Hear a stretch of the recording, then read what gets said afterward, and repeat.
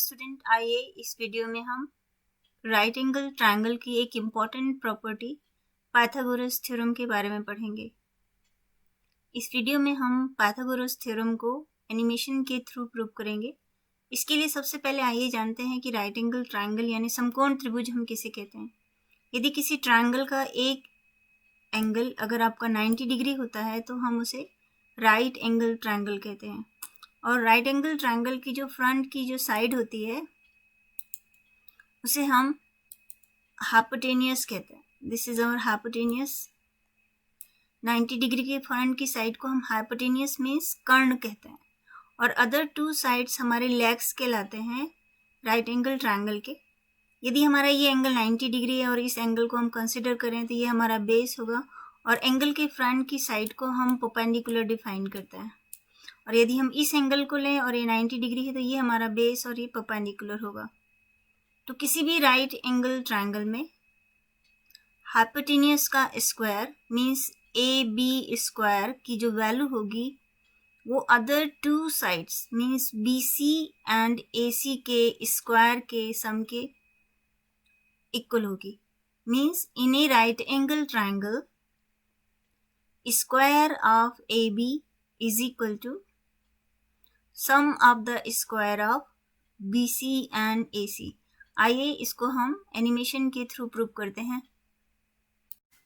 आइए Pythagoras theorem को prove करते हैं। इसके लिए हमने एक राइट एंगल ट्रायंगल लिया है जिसके एंगल 90 के फ्रंट की साइड को हम सी से रिप्रेजेंट करें हैं और अदर टू साइड्स को ए एंड बी से रिप्रेजेंट करें हैं।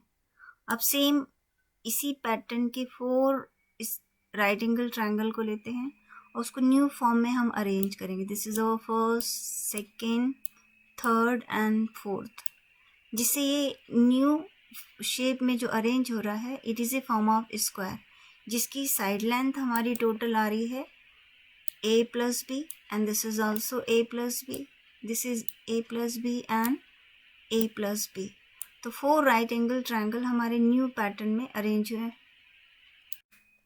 अब हम देखेंगे कि हमारा जो अनसैडेड पोर्शन आ रहा है वो it is a form of a square जिसकी साइड लेंथ हमारी c के इक्वल होगी। Hence, the area of this unshaded portion will be is equal to area of a square whose side length is c. Means of that area of unshaded portion is equal to c square. अब हम इस all 4 right angle triangle को new pattern में arrange करते हैं। जैसे कि आप एनिमेशन में देख रहे हैं, हम फर्स्ट राइट एंगल ट्रायंगल को न्यू पैटर्न में अरेंज किया और सेकंड इस राइट एंगल ट्रायंगल को न्यू पैटर्न में अरेंज किया। तो अब हमारा अनसैडेड पोर्शन ये आ रहा है। अब इस अनसैडेड पोर्शन के एरिया के को देखते हैं क्या होता है। इस अनसैडेड पोर्शन को यदि हम देखें तो हमारा जो ये जो पोर्शन होगा ये साइड लेंथ हमारी ए के इक्वल है। Hence this area will be equal to a square and this side length is equal to b and this side length is also is equal to b. Hence, this area will be equal to b square. Hence, in this case, area of unshaded portion will be equal to a square and plus b square. So, in the both cases हमारा जो unshielded portion का जो area है वो same रहेगा। तो hence c square is equal to a square plus b square. क्योंकि हमने ऑल 4 राइट एंगल ट्रायंगल को न्यू पैटर्न में अरेंज कर रहे हैं और दोनों ही केस में हमने अपने शेप को चेंज नहीं किया हुआ है। Hence in the both cases हमारे अनशेडेड पोर्शन का जो एरिया होगा वो सेम होगा। फर्स्ट पोजीशन में यदि हम देखते हैं तो एरिया ऑफ अनशेडेड पोर्शन जो हमारा आ रहा है वो सी स्क्वायर के इक्वल आ रहा है। This is equal to c square and second position में जो हमारा जो अनशेडेड पोर्शन का जो एरिया आ रहा है वो a square plus b square के इक्वल है। Hence in the both cases को अगर हम सेम करें area of unshaded portion is equal to c square is equal to a square plus b square.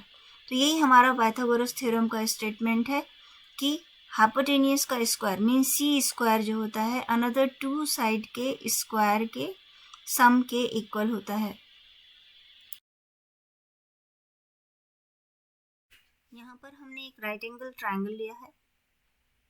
इस ट्रायंगल में हमारा एट दिस पॉइंट पर जो एंगल 90 डिग्री बन रहा है उसके फ्रंट की साइड को अगर हम स्मॉल c से रिप्रेजेंट करें और अदर टू साइड को a एंड b से रिप्रेजेंट करें और इस सेम ट्रायंगल को यदि हम यहाँ पे अरेंज करते हैं और इसी ट्रायंगल के साइड से लेते हुए हम यहाँ पे एक स्क्वायर बना रहे हैं। यदि हमारा साइड a है तो हमारे इस जो स्क्वायर है B E and F C के साइड लेंथ a है एंड AC को लेते हुए हम अनदर स्क्वायर बनाए, उसकी साइड लेंथ हम B अज्यूम कर रहे हैं और AB को लेते हुए यानी साइड C को लेते हुए हम थर्ड स्क्वायर बनाते हैं जिसकी साइड लेंथ हमारी क्या हो जाएगी, C हो जाएगी। जैसे कि हम जानते हैं कि किसी भी स्क्वायर का जो एरिया होता है वो साइड मल्टीप्लाई साइड के इक्वल होता है। It means of that area of BEFC हमारा ए स्क्वायर के इक्वल होगा एंड सेम वे ACHI का जो एरिया होगा B multiply B means B square के इक्वल होगा। अब हम इन दोनों स्क्वायर को इस थर्ड स्क्वायर में रीअरेंज करके रखेंगे। तो जैसे कि हम यहाँ पे एनिमेशन में देख रहे हैं area of B square plus A square की जो वैल्यू है वो C स्क्वायर के इक्वल है because this portion is our A square and this red, blue, green and जो हमारा sky blue color है this is the total area of B square है। B square and A square का जो total area मिल के आपके total area of C square के equal होते हैं जैसे कि आप इस एनिमेशन में देख रहे हैं। यहाँ पे B square plus A square को अगेन रीअरेंज करते हुए हम C स्क्वायर में रीअरेंज कर रहे हैं। तो it means of that this area plus this area is equal to area of C square. Hence in a right angle triangle, क्योंकि हम ये राइट एंगल ट्रायंगल की साइड को लेते हुए स्क्वायर बनाए हैं, this is our C square and this is B को लेते हुए बनाया तो this is B square, A को लेते हुए A square. Hence C square is equal to A square plus B square. तो किसी भी राइट एंगल ट्रायंगल में जो हाइपोटेन्यूज का जो स्क्वायर होता है वो अदर टू साइड के स्क्वायर के सम के इक्वल होता है। इसे ही हम पाइथागोरस थ्योरम कहते हैं।